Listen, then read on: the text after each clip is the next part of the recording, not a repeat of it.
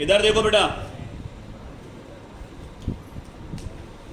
सब बिल्कुल शांतिपूर्वक अच्छे से समझेंगे। बहुत इंपॉर्टेंट क्वेश्चन है बेटा बोर्ड एग्जाम के हिसाब से।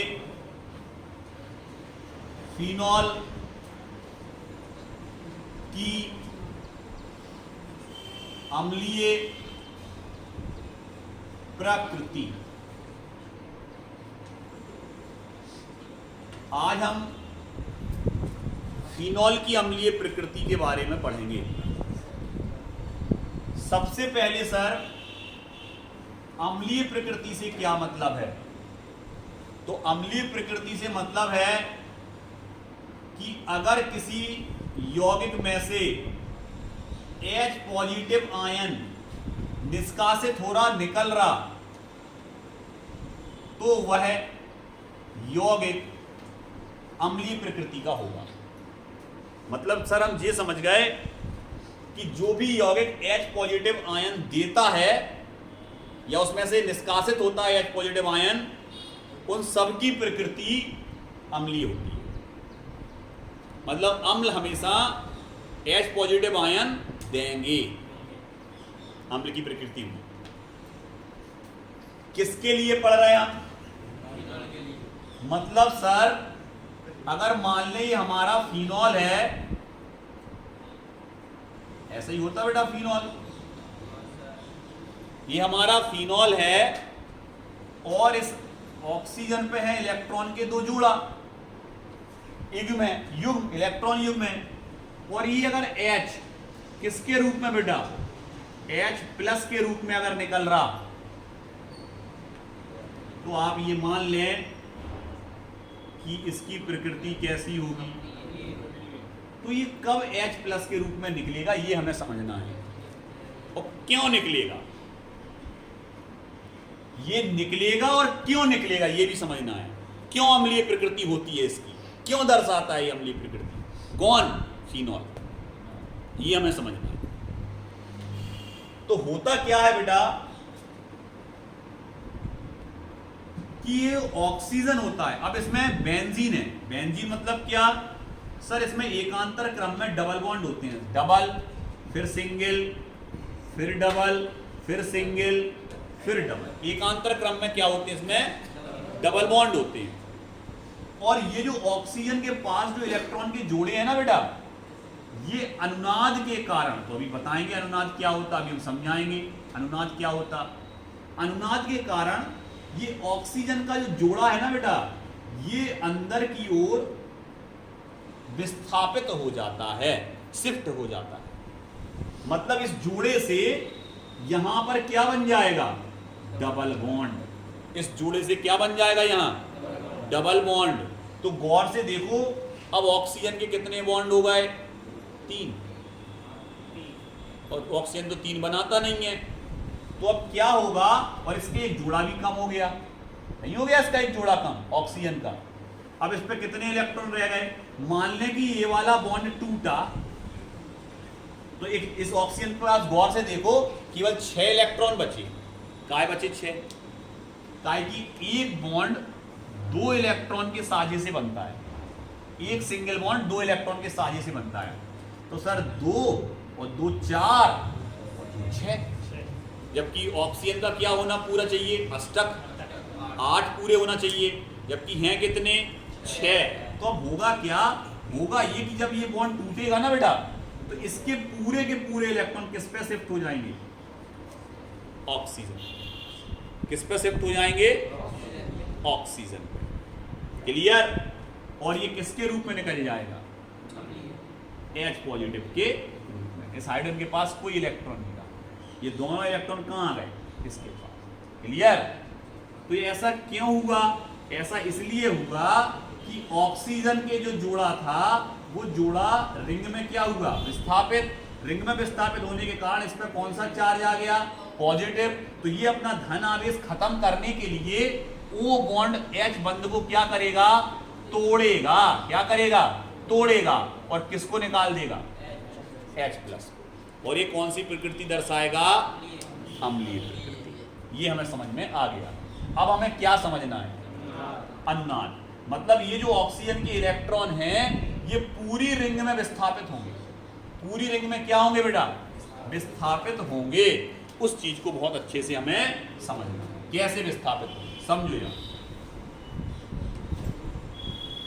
गौर से, बोर्ड से दिमाग नहीं हटाना, बोर्ड से कोई भी निगाह नहीं हटाना, क्योंकि आपको यहीं से समझ में आएगा।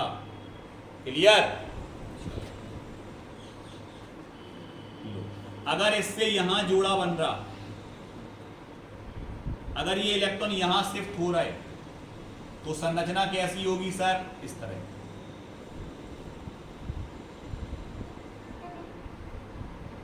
और इस ऑक्सीजन पे कौन सा आवेश आ जाएगा, धन आवेश, क्योंकि इसके इलेक्ट्रॉन से बॉन्ड बने। क्लियर? अब यहां का जो बॉन्ड है, अब गौर से देखो, अगर ये यहां बॉन्ड रहा तो फिर इस कार्बन के देखो 5 हो गए, गिन लो, बिल्कुल हो गए सर, 1 2 3 4 5 हो गए। और 5 होते नहीं है, कार्बन के अधिकतम कितने बॉन्ड होते, 4। तो ये वाला बॉन्ड भी टूटेगा, और ये वाला बॉन्ड जब टूटेगा तो इसके इलेक्ट्रॉन कहां शिफ्ट होंगे, यहां, इस कार्बन पे। तो इस पे कौन सा चार्ज आएगा, माइनस, और प्लस कहां है, ऑक्सीजन, माइनस कहां है। क्लियर? मतलब माइनस का मतलब पूरा इलेक्ट्रॉन का जोड़ा। अब ये जो इलेक्ट्रॉन आए तो इस पे कौन सा चार्ज आ गया, माइनस। अब अगला बेंजीन लिया, अब क्या होगा सर, ऊपर वाला तो सेम टू सेम वैसे ही चले जैसे चला था। अब ये जो जोड़ा है, इससे बॉन्ड बनेंगे यहां पे। तो अगर यहां बॉन्ड बना दिया तो इस कार्बन के 5 हो जाएंगे फिर। तो ये वाला बॉन्ड टूट के इसके इलेक्ट्रॉन कहां शिफ्ट होंगे, यहां पे। तो ये बॉन्ड आ जाएगा यहां, और नेगेटिव चार्ज आ जाएगा यहां। क्लियर? ये जोड़ा आ गया समझ में। अब क्या होगा सर, अब ये होगा बेटा कि अगर इससे इलेक्ट्रॉन बने, यहां बॉन्ड बने, यहां पहले से बॉन्ड था, नहीं यहां बॉन्ड नहीं था, देखो ये वाला बॉन्ड टूट गया। अगर यहां पर बॉन्ड बने तो फिर इस बॉन्ड को टूटना पड़ेगा, इसके इलेक्ट्रॉन कहां शिफ्ट होंगे, यहां, मतलब इसमें नहीं, ये यहां पे नेगेटिव है। अगर इससे इलेक्ट्रॉन यहां बने तो इसके बॉन्ड कहां जाएंगे, इलेक्ट्रॉन यहां। क्या बनेगा सर, नेगेटिव आ जाएगा यहां, जोड़ा मतलब आ गया सर, इलेक्ट्रॉन का जोड़ा। क्लियर? नेगेटिव आ जाएगा यहां, यहां पे बॉन्ड बना है, इससे बॉन्ड बना यहां, ये बन गया, ये वाला बॉन्ड देखो टूट गया। क्लियर? यहाँ पे क्या आ गया, नेगेटिव, और इस पे क्या है, पॉजिटिव आ गया। अब वापस वहीं के वहीं पहुंच जाएंगे इलेक्ट्रॉन। कैसे? अगर इनसे बॉन्ड बना यहां, तो इसके इलेक्ट्रॉन वापस शिफ्ट हो जाएंगे उसी ऑक्सीजन परमाणु पे। आ गया समझ में, जहां से आए थे चले जाएंगे।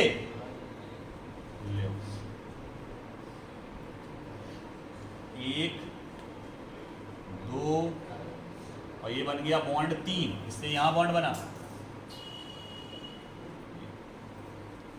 ऊपर वाले शिफ्ट हुए, ऑक्सीजन जाके था उसका जोड़ा पहुंच गया, और H। इस प्रोसेस को बोलते हैं अन्नाद। मतलब गौर से देखें तो ऑक्सीजन के 2 इलेक्ट्रॉन पूरी रिंग में विस्थापित हो रहे हैं। कौन कौन सी कंडीशन पे विस्थापित हो रहा है, किस किस कार्बन पे ये इलेक्ट्रॉन का जोड़ा देखने को मिल रहा। तो सर एक तो मिल रहा है यहां, एक मिल रहा सर यहां, और सर एक मिल रहा है यहां। तो इन कंडीशन को क्या बोलते सर, अगर कोई भी चीज आपका ग्रुप यहां जुड़ा है और यहां पर कोई चीज इलेक्ट्रॉन की अधिकता है, मतलब यहां ऋण आवेश है, यहां पर कोई भी कौन आके जुड़ सकता है, धन आवेश आके जुड़ सकता है। तो अगर मान लो यहां कोई धन आया, क्योंकि यहां पर ऋण आया चार्ज, देखो ऋण चार्ज है, तो कोई भी धन आके यहां जुड़ सकता है। आ गया समझ में। तो अगर इस कंडीशन में अगर वो जुड़ रहा, तो इस कंडीशन को बोलते हैं सर ऑर्थो। क्या बोलते, ऑर्थो। इस कंडीशन को क्या बोलते, और अगर यहां जुड़ रहा इस कंडीशन को क्या बोलते, पैरा। और अगर यहां जुड़ रहा तो भी ऑर्थो, चाहे इस तरफ जुड़े तो भी ऑर्थो, चाहे इस तरफ जुड़े तो भी ऑर्थो। मतलब मेटा नहीं आई कहीं, मेटा आई क्या, मेटा कौन सी पोजीशन होती है, ये मेटा पोजीशन है बेटा। क्या मेटा पोजीशन पे कहीं इलेक्ट्रॉन दिख रहा है, अधिकता दिख रही इलेक्ट्रॉन की, नहीं दिख रही मेटा पोजीशन पे। तो जब भी फिनॉल अपने प्रतिस्थापी क्या बनाएगा, यौगिक बनाएगा बेटा। प्रतिस्थापी क्या बनाएगा? प्रतिस्थापी यौगिक क्या होते कि यहां आके कोई जुड़े। आ गया समझ में? यहां आके कोई जुड़े। तो जब भी ये प्रतिस्थापी यौगिक बनाएगा तो दो तरह के प्रतिस्थापी यौगिक बनाएगा। कौन? फिनॉल। या तो बनाएगा ऑर्थो पे या बनाएगा, क्या कारण है कि फिनॉल ऑर्थो एवं पैरा प्रतिस्थापी यौगिक तो बनाता है लेकिन मेटा प्रतिस्थापी यौगिक नहीं बनाता। आ गया समझ में? तो उसमें क्या दर्शाना पड़ेगा तुम्हें? जो और जाके आधार पर भाषा का लिखो। उपरोक्त अनुनाद से हमें देखने को मिलता है कि मेटा स्थिति पर इलेक्ट्रॉन का घनत्व सबसे कम होता है। देखो कहां है इलेक्ट्रॉन का घनत्व, जबकि ऑर्थो कंडीशन पे इलेक्ट्रॉन का और पैरा कंडीशन पे इलेक्ट्रॉन का घनत्व क्या है? देखो इसमें पैरा कंडीशन पे इलेक्ट्रॉन घनत्व ज्यादा है, इसमें ऑर्थो पे ज्यादा है, लेकिन मेटा पे है कौन?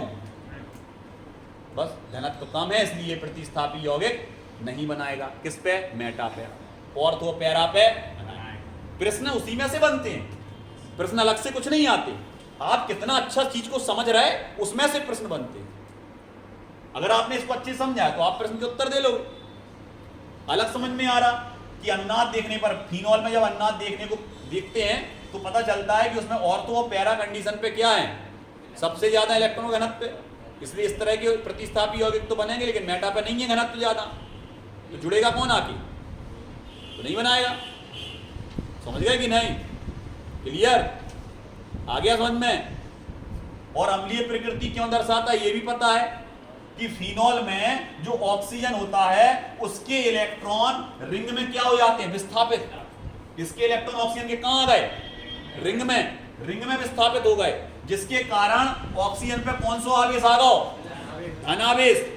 आ गया समझ में? इस चक्कर में ये O बॉन्ड H के बंध का क्या हो जाएगा? विदलन, टूट जाएगा O बॉन्ड H, और इसके इलेक्ट्रॉन कहां शिफ्ट हो जाएंगे?